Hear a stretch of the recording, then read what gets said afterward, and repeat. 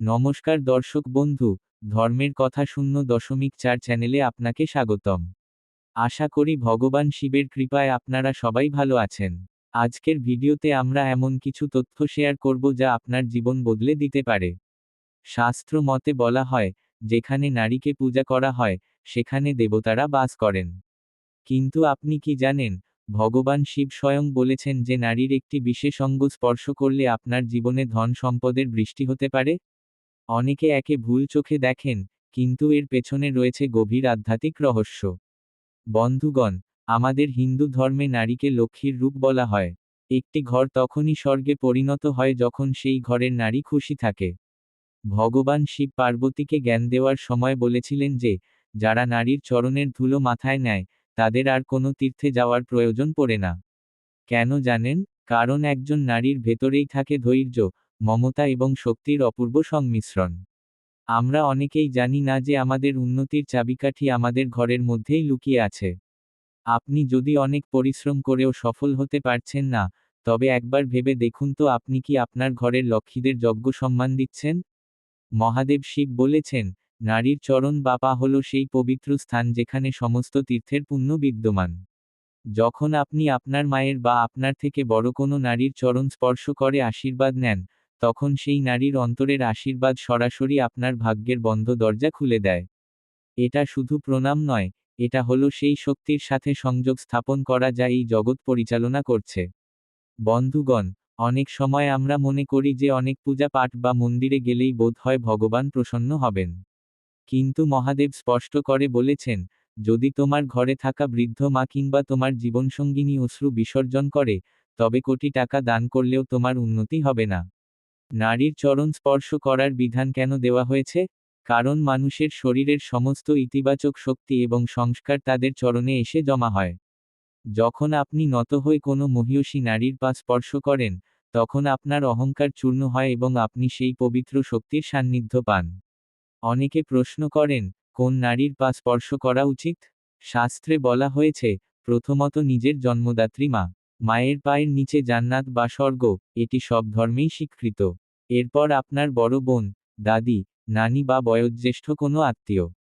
এমনকি ভগবান শিবেও ইঙ্গিত দিয়েছেন যে, যদি কোনো ব্যক্তি তার স্ত্রীর গুণাবলী এবং ত্যাগের প্রতি সম্মান জানিয়ে তাকে যথাযোগ্য মর্যাদা দেয়, তবে সেই সংসারে স্বয়ং মহালক্ষ্মী অচলা হয়ে বাস করেন। আপনি কি লক্ষ্য করেছেন, প্রাচীনকাল থেকেই ঋষি মুনিরা কেন নারীর শক্তির আরাধনা করতেন? কারণ নারী হলেন সৃজনী শক্তির আধার। ভগবান শিব মা পার্বতীকে বলেছিলেন, হে দেবী, তুমি ছাড়া আমি কেবলই মৃতদেহের সমান, সব। অর্থাৎ শক্তি ছাড়া শিব অপূর্ণ। ঠিক তেমনি, নারী শক্তি ছাড়া কোনো পুরুষ পূর্ণতা পায় না।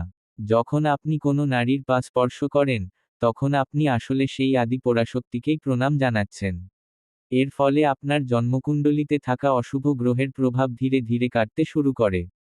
বিশেষ করে যাদের চন্দ্র বা শুক্র গ্রহ দুর্বল, তাদের জন্য এটি একটি মহৌষধের মতো কাজ করে। মনে রাখবেন, শুধু লোক দেখানো প্রণাম করলে হবে না। এই অঙ্গ স্পর্শ করার সময় আপনার মনে ভক্তি এবং শ্রদ্ধা থাকতে হবে। যদি আপনি মনে করেন এটি একটি সাধারণ নিয়ম মাত্র, তবে কোনো ফল পাবেন না। কিন্তু যদি আপনি মনে করেন এটি আপনার আধ্যাত্মিক উন্নতির পথ, তবে দেখবেন অলৌকিকভাবে আপনার আটকে থাকা কাজগুলো হতে শুরু করেছে, অর্থাগমের নতুন নতুন রাস্তা খুলে যাচ্ছে। বন্ধুগণ, শাস্ত্রে আরও একটি গভীর কথা বলা হয়েছে। নারীর চরণ স্পর্শ করার অর্থ হল নিজের অহংকারকে বিসর্জন দেওয়া। মহাদেব শিব বলেছেন, যারা অত্যন্ত অহংকারী এবং নিজেকেই সর্বেসর্বা মনে করে, তারা কখনোই আধ্যাত্মিক বা জাগতিক উন্নতি করতে পারে না। কিন্তু যখন আপনি কোনো শুদ্ধাত্মা নারীর চরণে মাথা নত করেন, তখন আপনার মস্তকের নেতিবাচক চিন্তাগুলো দূর হয়ে যায় এবং সেখানে ইতিবাচক শক্তির সঞ্চার হয়। অনেকে জানতে চান, এই আশীর্বাদ কি সত্যিই ধন সম্পদ বৃদ্ধি করে? এর উত্তর হল, হ্যাঁ। কারণ, শাস্ত্রে নারীকে গৃহলক্ষ্মী বলা হয়েছে। লক্ষ্মী মানেই হল সমৃদ্ধি। যখন ঘরের লক্ষ্মী অর্থাৎ বাড়ির নারীরা মন থেকে খুশি হয়ে কাউকে আশীর্বাদ দেন, তখন সেই আশীর্বাদ সরাসরি ব্রহ্মাণ্ডের শক্তিতে রূপান্তরিত হয়। ভগবান শিব পার্বতীকে বলেছিলেন, যে পুরুষ নারীর চোখের জল ফেলে না এবং তাদের ছোটখাটো প্রয়োজন ও ইচ্ছার সম্মান করে, তার ভাণ্ডার আমি কখনোই শূন্য হতে দিই না। আজকের কলিযুগে আমরা আধুনিক হওয়ার দোহাই দিয়ে আমাদের এই প্রাচীন সংস্কৃতিগুলোকে ভুলে যাচ্ছি। আমরা মা বাবার আশীর্বাদ নেওয়াকে ব্যাকডেটেড মনে করি। কিন্তু মনে রাখবেন, বিশ্বের বড় বড় সফল ব্যক্তিদের জীবনী পড়লে দেখবেন, তারা সবাই কোনো না কোনোভাবে নারী শক্তির বা তাদের মায়ের আশীর্বাদকে প্রাধান্য দিয়েছেন। শিবপুরাণে উল্লেখ আছে, যদি কোনো ব্যক্তি বড় কোনো ব্যবসায়িক কাজে বা শুভ কাজে বের হওয়ার আগে তার মায়ের পা স্পর্শ করে আশীর্বাদ নেয়, তবে সেই কাজে বিফল হওয়ার সম্ভাবনা প্রায় থাকেই না। এটি একটি রক্ষাকবচের মতো কাজ করে।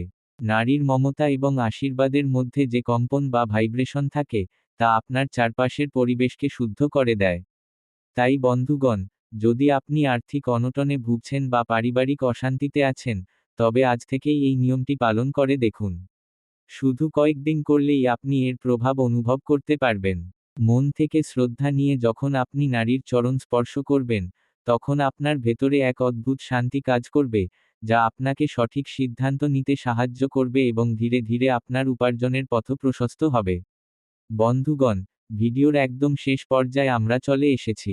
এখানে একটি কথা খুব মন দিয়ে শুনবেন, নারীর চরণ স্পর্শ করা বা সম্মান করার অর্থ এই নয় যে আপনি দুর্বল।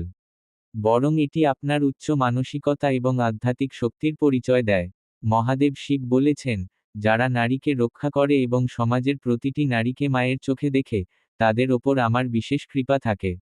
যাদের বাড়িতে অশান্তি লেগেই থাকে কিংবা টাকা আসে কিন্তু জলের মতো বেরিয়ে যায়, তারা একবার লক্ষ্য করে দেখবেন, আপনার বাড়িতে কি নারীদের চোখের জল পড়ে? যদি পড়ে, তবে সেই বাস্তু কখনোই সুখী হতে পারে না। তাই ধনের বর্ষা চাইলে আগে নিজের ঘরের পরিবেশকে ভক্তিপূর্ণ করে তুলুন। প্রতিদিন সকালে উঠে বাড়ির বড়দের আশীর্বাদ নিন, বিশেষ করে নারীদের সম্মান জানান। দেখবেন, আপনার জীবন ধীরে ধীরে কেমন বদলে যাচ্ছে। আপনার মনের প্রতিটি সৎ ইচ্ছা পূরণ হবে এবং সংসার সুখ শান্তিতে ভরে উঠবে। আশা করি আজকের এই আলোচনা থেকে আপনারা নতুন কিছু শিখতে পেরেছেন এবং এটি আপনাদের জীবনে ইতিবাচক পরিবর্তন আনবে। মনে রাখবেন, ভক্তি আর শ্রদ্ধাই হল পরম সুখের চাবিকাঠি। মহাদেবের এই অমর বাণীগুলো শুধু শোনার জন্য নয়, নিজের জীবনে প্রয়োগ করার চেষ্টা করবেন। আজকের ভিডিওটি যদি আপনার ভালো লেগে থাকে এবং মনে হয় এটি অন্যদের উপকারে আসবে, তবে অবশ্যই ভিডিওটি শেয়ার করুন। আপনার একটি শেয়ার হয়তো কারোর জীবন বদলে দিতে পারে। কমেন্ট বক্সে শ্রদ্ধাভরে লিখুন, হর হর মহাদেব, এবং আমাদের চ্যানেলটি সাবস্ক্রাইব করে আমাদের পাশেই থাকুন। দেখা হবে পরবর্তী ভিডিওতে। ততক্ষণ সবাই ভালো থাকুন, সুস্থ থাকুন এবং ভগবানের ওপর বিশ্বাস রাখুন। ধন্যবাদ। জয় মহাদেব।